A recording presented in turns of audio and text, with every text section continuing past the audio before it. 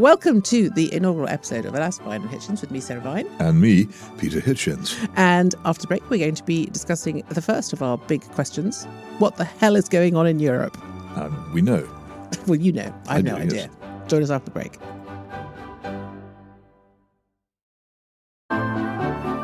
So welcome to the inaugural episode of Alas, Vine and Hitchens. Again, I am Sarah Vine. And again, I am Peter Hitchens. So today, we're talking about... So actually, we're going to answer the question that my mother sent me this morning on a WhatsApp. It says, what's going on with Trump? What's going on with Ukraine? Gaza? This is all madness. Help. Yes, well, I think we can offer your mother some help. Good. Excellent. And I'm here to do that. So should we start with Ukraine? I think that would be a good place Yes. to start. It is, I think, unavoidably the greatest issue to concern us this week or for many, many weeks on either side of it. Couldn't ignore it. And it's inextricably linked to the rest of Europe, really, isn't it? I suppose my mother's other question, which she didn't put in that WhatsApp, but which we've been discussing endlessly, is what the hell is going on in Europe with this sort of general kind of surge to the right? There seems to be sort of tectonic plates sort of kind of moving. There's no surge. Politically. There's no surge to the right. There's just a complete disenchantment with leaderships who have utterly failed, particularly on the issue of mass immigration from Africa and the Middle East. And my favourite politician on the continent is a German lefty called Sachra Wagenknecht, who's founded her own party, which is very modestly called. Could you say it again? Sachra. Because she's Persian by origin, right. Sachra Wagenknecht. She's very modest, and so she's founded a party called the Sachra Wagenknecht Movement, or in Sachra Wagenknecht Bündnis, if you want to be absolutely precise. And what she says to her left-wing friends is, don't be so stupid. These people are not voting for the AfD, the supposedly far-right party, because they're Nazis. They're voting for it because they are, and I will bowderize slightly here, cheesed off. Yes. And it's nothing to do with being fascists. It's because they think that they've been let down by incompetent and foolish leadership, and that is a similar feeling all the way across Europe, and indeed it's the feeling across the United States. What people did in the USA was they tired of being told that everything was all right by people who were richer than them and didn't understand their lives. And this is what happens. It's why people like me who've striven for sort of rational, intelligent conservatism for the past 30 years were constantly saying, just listen to us, will you please? Or something like this will happen, and it's now happened. So why do you think the breakthrough has happened? Because people have finally reached the level of tipping point. cheesed offness that causes them to say, that's enough. It's taken a very long time. They should have done it long ago, in my view. Well, but maybe they didn't do it because there wasn't anything to... I mean, so figures like Farage and Giorgia Meloni and Geert Wilders, I mean, 10 years ago, they weren't really available for this kind of thing. There was a sort of consensus that sort of centrist politics was what we were doing, and that was fine. And politics was, I think, the last decade, politics has become so much more visible than it was. Maybe, but here is where we slither into the other subject, because a much unrecognised facet of all this discontent, whether it be in France or Germany, or indeed I think in the United States or in many other countries in Central Europe, is that people are alarmed by the Ukraine war, don't see the point of it, don't actually support it as they're constantly told to do, and are prepared to listen to people, and certainly the AfD, and certainly as we see Donald Trump, are not that wild about it. No. And this has given the whole thing another focus. In Germany, the whole Ukraine crisis has been a major part in reducing everybody's standard of living because of the huge increased energy costs they've had to endure, apart from anything else. So it's unpopular, and it's strange in this country where to even raise the issue of the Ukraine war not being a good idea is to be immediately classified as an agent of the Kremlin, as happens to me about 20 times a day. Whereas on the continent of Europe, there are quite a lot of people who are prepared to say it. Do you mean say you're not an agent of the Kremlin? Well, if I were an agent, it would be pretty stupid of me to take a position outside the mainstream. If you're a real agent, you'd be as conventional as they come. Of course. But I think that's partly because we're so removed from it, aren't we? So we're not suffering we're very involved in it. It's costing us a packet as well, huge amounts of, since governments in the West began spending money they didn't have on a very large scale, and that really got out of control during the COVID panic. The amounts of money, you examine the billions of pounds worth of equipment and aid which we're sending to Ukraine, and people are constantly being told, let's send more money to Ukraine for this war, when they look out of their houses and the roads are full of potholes, and they go to the hospital and they have to sit in A&E for 36 hours in a corridor. I think, hang on a minute. If we've got all this money to spend on a war in Ukraine, a country I couldn't find on a map and Keir Starmer couldn't either, how come we can't fix the potholes in the hospitals? And it's a reasonable question. And how come when I call the police, they won't come? Except maybe to tell me off for having the wrong opinions. Yes, exactly. But I think there was a sort of moral surge of feeling about Ukraine in the UK, wasn't there? I think people felt that, it was not okay to just turn up and invade someone's land. Well, it's given that our own country had done that in Iraq a few years before, it was a slightly, how shall I say, hypocritical moral position. Well, maybe that's why people responded so positively, because they wanted to make up for their we giant mistake. really want to clamp down on invasions now. No, but maybe there's a kind of element of guilt going on there. No, I don't think so. I think it's a total unconsciousness of the fact that this hypocritical blether is hypocritical blether. Nobody knows anything about it.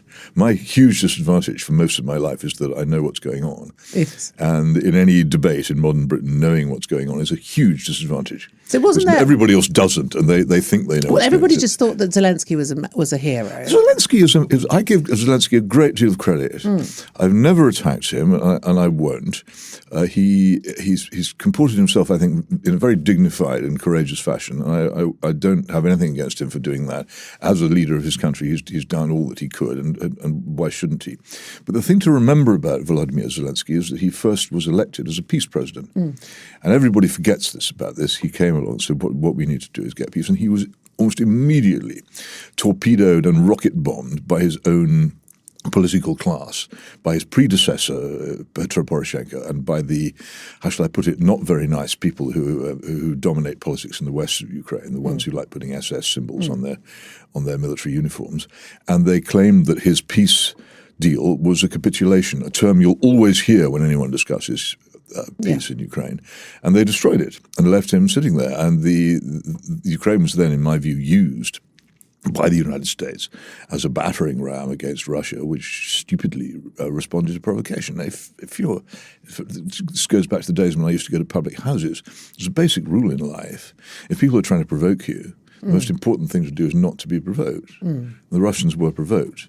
But whenever I hear people say that this was an unprovoked invasion, I say, come on, whatever we may say about it, it was so blatantly, blazingly provoked. I've seldom seen anything more provoked in my life. But Why do we say this rubbish? Most people don't understand that. Most people think that Putin just showed up and decided to invade Ukraine. I know they do, and this is the problem, but this is the difficulty of knowing. This is why we have to have a last fine in Hitchens. Okay, well, here you are. So look, the war in Ukraine didn't start in 2022, it started in 2014.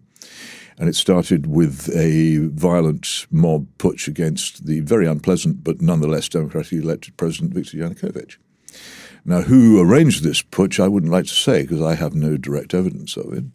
But I will say this, that after it took place and Yanukovych was driven from office and a new government was put in place, not according to the Ukrainian constitution, in fact, in defiance of it, all its provisions.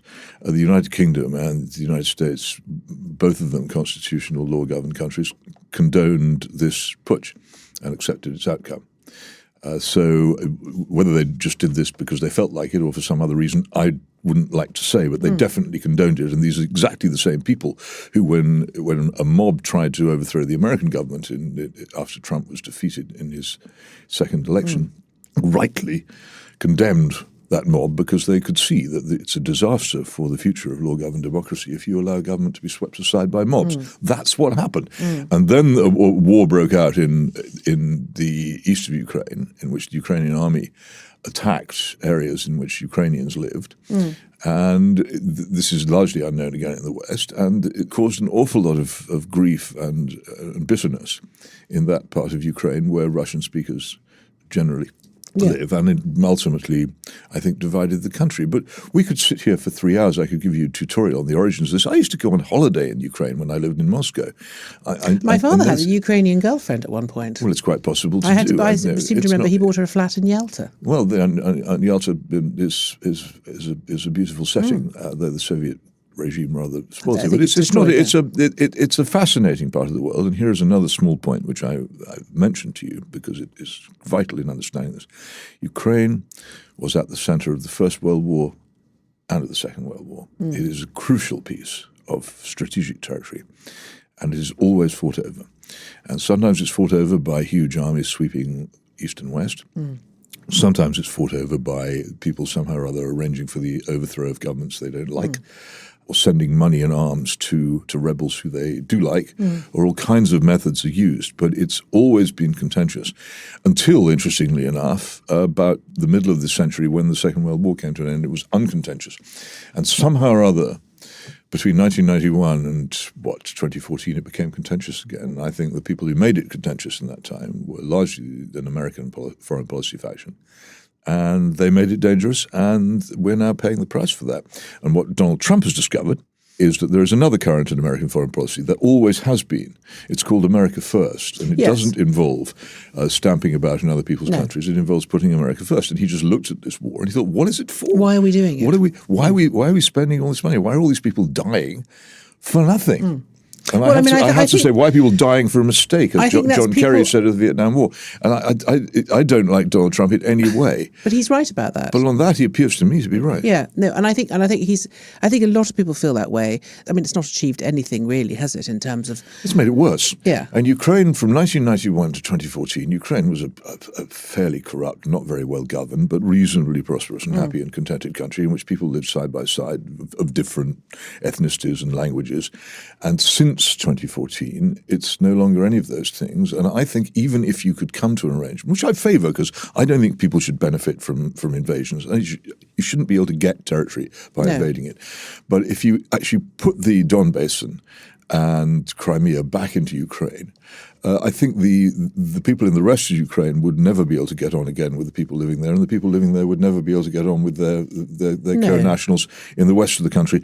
And I don't think it's probably not workable. The bitterness between them is now, it's in a way like Kosovo and Serbia. Yes. The bitterness between them now is so great that it would be crazy to put them back again. I mean, but on the other hand, I'm absolutely against gaining territory by invasion. So you think Donald Trump's doing the right thing, the sensible thing? Well, we'll see how it ends before we decide whether it's the right thing. I think that his basic instinct that this war is a stupid mistake and needs to be brought to an end is good. But that doesn't necessarily mean that he's Putin's chum, does it? Which seems to be the sort of narrative. Of course it doesn't. As Palestine says that countries don't have eternal friends. They have eternal interests. Yes. Those interests sometimes, so this country has been in alliance with Russia. Sometimes this country has been in alliance with the Soviet Union. At other times, we've been its enemy. The same could be said of France and almost every other European country. And in the case of the United States, it was very much Stalin's ally from 1941 yes, to but 45. this absurd notion that Trump is somehow an appeaser because he wants to end the war in Ukraine. Can we deal with this? Yes. Appeasement is a fascinating subject. It's now a rude word for diplomacy people don't like. Okay, so appeasement is basically giving up land in return for some sort of peace. I think it's compromise, isn't it? It's not just. It generally involves the surrender of land. Now, the fashionable view in any diplomatic salon in Europe since about 1979 has been that Israel should give up land in return for peace from the Arabs.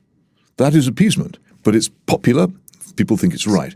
The absolutely settled view in this country of everybody except me is that we were right to surrender to the Irish Republican Army in 1998 and basically hand over long-term control of Northern Ireland rather than carry on fighting them. That to me is appeasement, but everybody else calls it the Good Friday Agreement and praises it. So appeasement is diplomacy you don't like. I'll also say one other thing about Neville Chamberlain.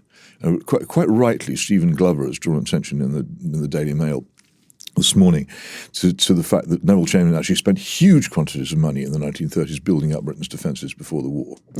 He was not the ridiculous weakling he's been described. Well, he's had that sort of label attached to him. But there's a very other important thing about Chamberlain. If we had gone to war in 1938 over Munich, when everybody says we should have done, we had no Spitfires. Yeah. We didn't have any. Yeah.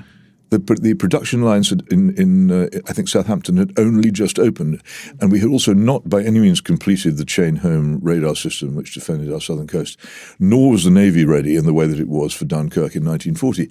So the people who say he should have gone to war then have to explain to us exactly what they think would have happened if we had. And the other thing is that the folly of Chamberlain for me was not that he didn't go to war in 1938 because we weren't ready for it, but that he appeared to believe that he'd got a peace agreement with Hitler, or at least gave people the impression of that. But everybody at the time, this is conventional wisdom for you, everybody at the time was ecstatic about Munich. They thought it was the most wonderful thing that had happened. The streets around Buckingham Palace were fuller, and it was pouring with rain the night he came back, were fuller than at any time since the coronation in 1937 with cheering crowds. And the people of France clubbed together to buy Chamberlain a house. Where? Was it somewhere nice? I don't think it ever got bought, but there were huge subscriptions were taken up to buy Neville Chamberlain a country house as a reward for his efforts. It was fantastically popular. The people who were against it were like me, a tiny minority of grousers, saying this is a mistake. But generally pushed to one side. So if you think now that you're right about any foreign policy as you and everybody else does, think of Munich. When we're back, more from Peter Hitchens about how to resolve all of the world's problems. So we should really redefine the term appeasement. It's a very negative term, but I think as a layperson, I just look at Ukraine and Russia and the war there and just think it's pointless. I mean, just people are dying for no reason at all, as far as I can tell. Well, the point of it lies in this American foreign policy faction that I mentioned. It was summed up in a document which came out, I think, in 1993. New York Times leaked it, called the Wolfowitz Doctrine, named after Paul Wolfowitz, who later came to much greater prominence as an advocate of the Iraq War. Mm-hmm. And was very much involved in the equally disastrous Iraq War. What Wolfowitz said in the original of the document, which was then bowdlerized later, was that Russia should never be allowed to rise again. And this should be an American policy. Okay. And all the rest of it has its origins in that. At the time this was being written and thought of and becoming policy, Vladimir Putin was a nobody in Leningrad, polishing the shoes of the mayor of Leningrad, Anatoly Sobchak, and it was not important. It's actually the Wolfowitz Doctrine that made Putin important, in my view. Because it turned the West into an aggressive stance towards Russia, whatever Russia did. And so when Putin came into the Munich Security Conference in, 2007 and said, why is it that you are expanding your military alliance ever closer towards us? Why are you building missile bases pointed at our territory? Who is this aimed against? And the answer came the following year when George W. Bush, that genius, went to Bucharest and proclaimed that Ukraine should be in NATO.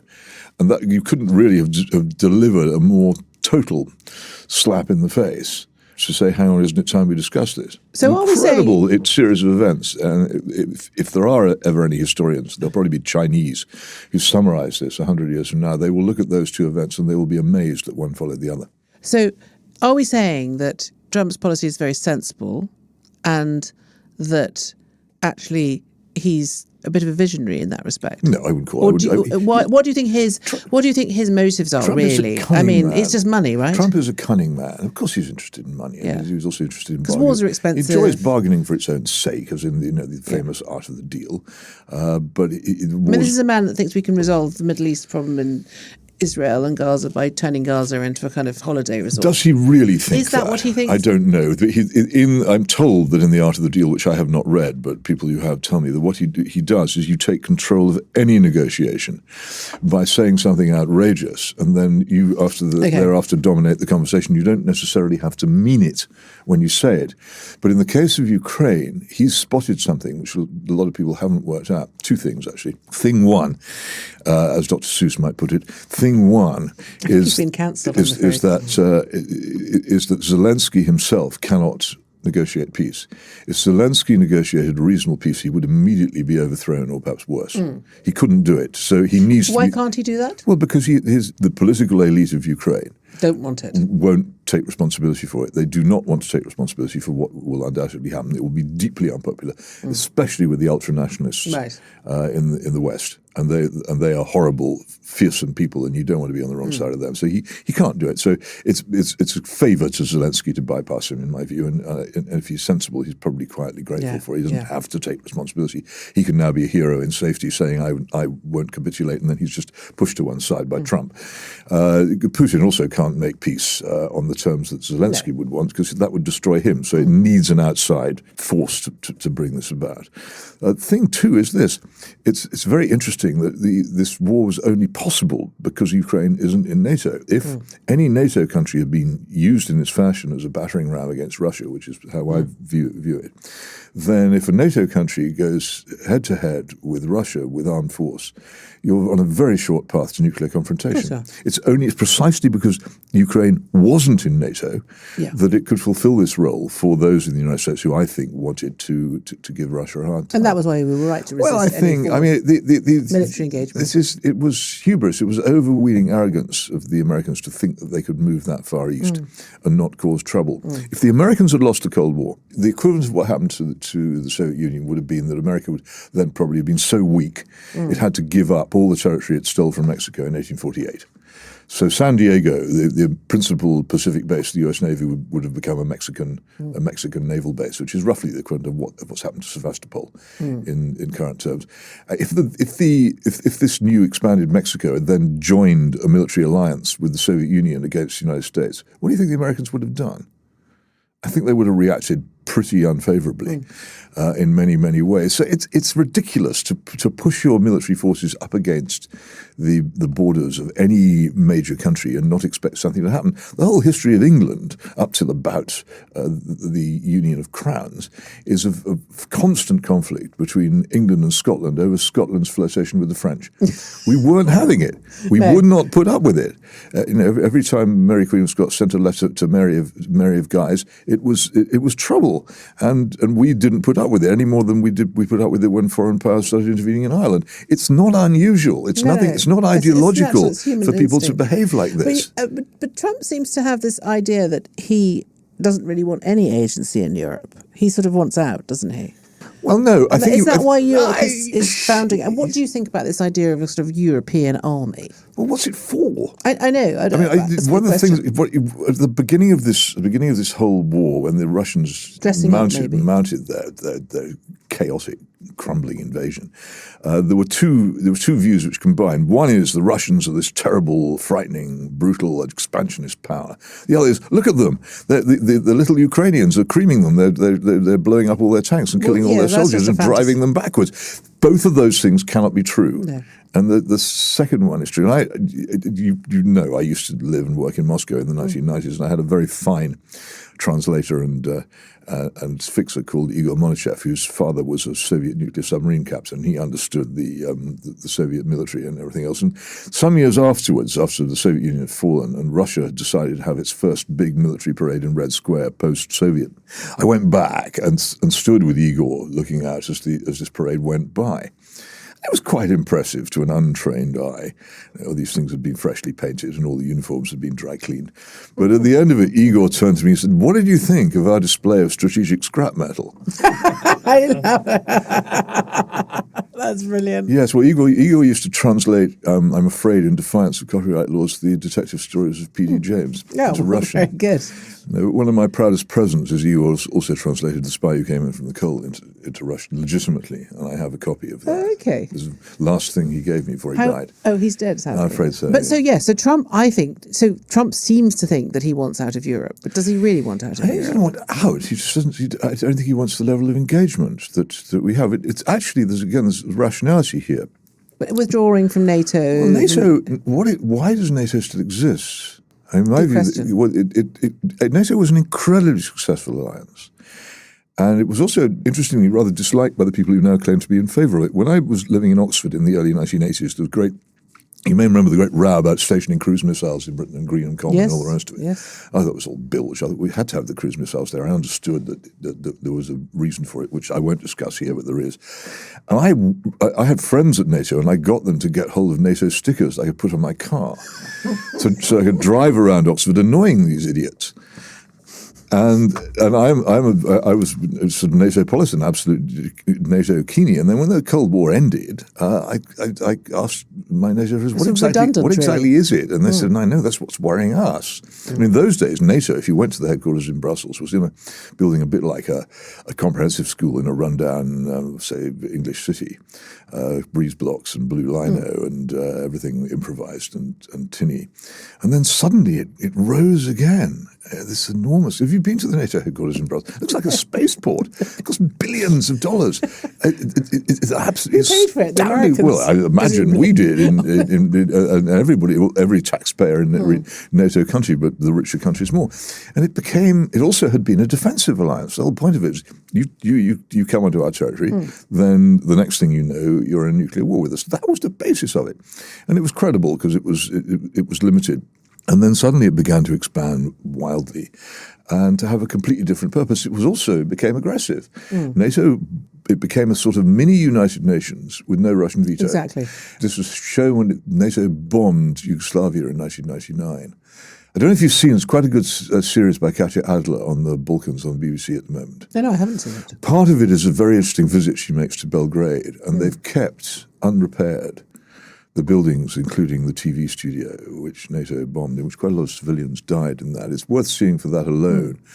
It's a thoughtful series. It's very beautiful as well, because it's a very beautiful part of the world. But I do recommend it to you on that. But the affinity between the Russians and Serbs is very strong. And when NATO bombed Serbia, the response by Russians, and this wasn't just from Putin-type Russians, this was particularly from really civilized Russians such as Alexander Solzhenitsyn, who was still alive at the time, was absolute fury. They could not see how any good could come out of it. And NATO became a much bigger alliance and an aggressive alliance. And also it contained an awful lot of what are called deficit countries. That is, countries which have to be defended, but which don't actually have much in the way of resources to defend themselves, which is weak, actually, if you ever read the noted Article 5, becomes weaker the bigger it gets. Just that any insurance company becomes weaker the more people it insures. You can't do it. And the basic premise of NATO was that an American president would, if push came to shove, would sacrifice Chicago for Frankfurt.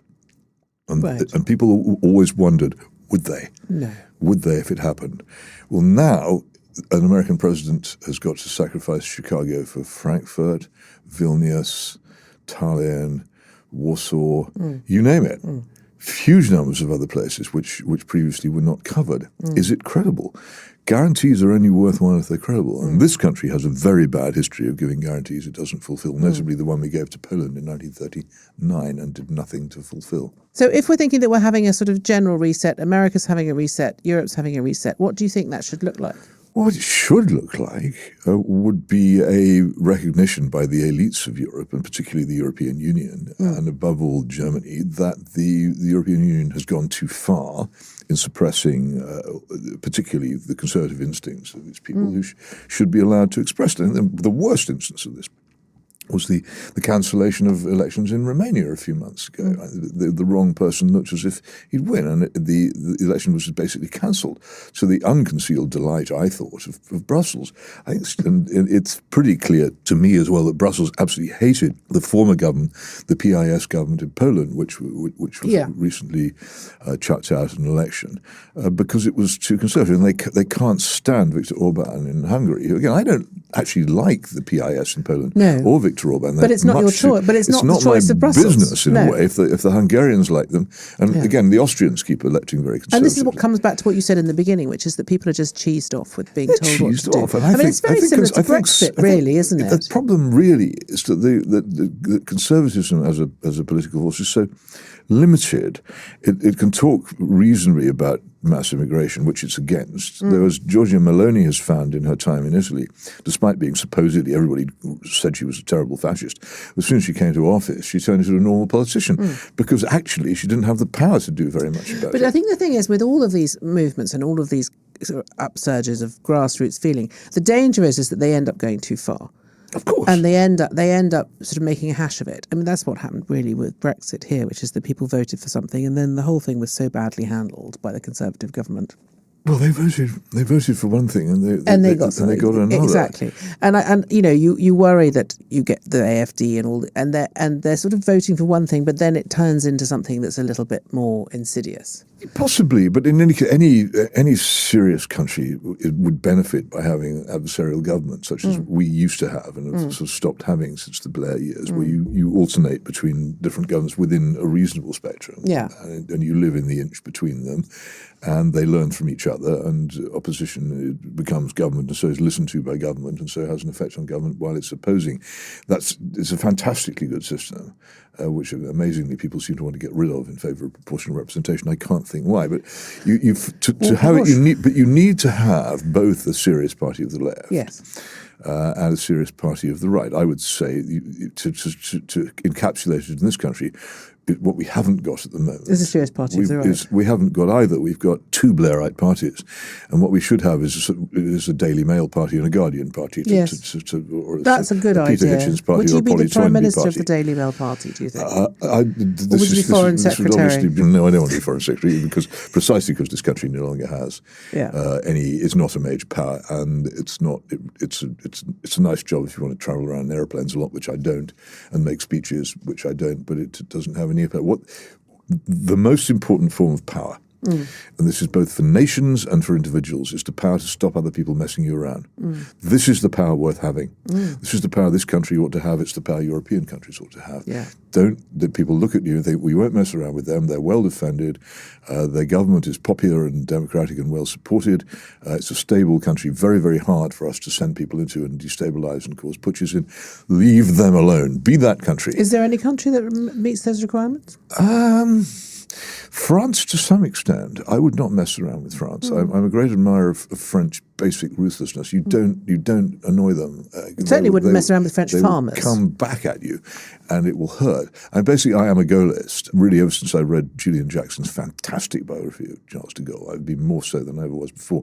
He's not by any means a flawless human being and did some terrible things, but he had the basic concept, which seems to me to work very well in advanced European countries, that you have a very high level of welfare, you have a good health service, you have first-rate infrastructure, but you also are very powerful in regional terms in being able to defend yourself, and your government is patriotic.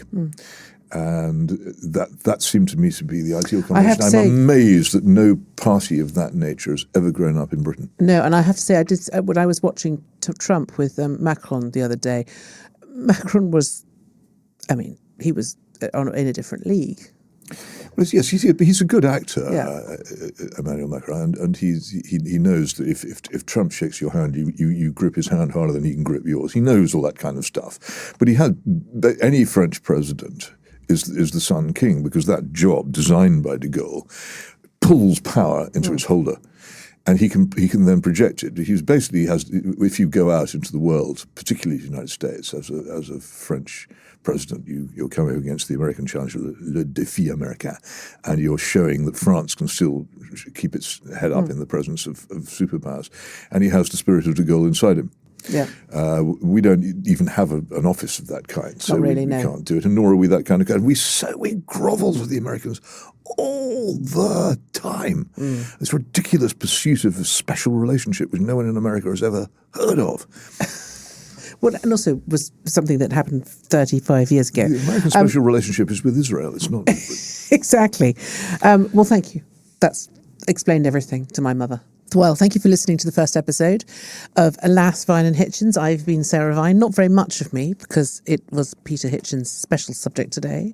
And you, Peter, have been... I have been, as always, far too much of Peter Hitchens. No, that was fascinating. We'll be back next week with more big ideas. And in fact, if you have any big ideas of your own you would like us to tackle, you can email us, alas@dailymail.co.uk. You can leave a comment on Spotify, or you can even send us a voice note on WhatsApp, which is 07796 657 512, and please start your message with the word alas.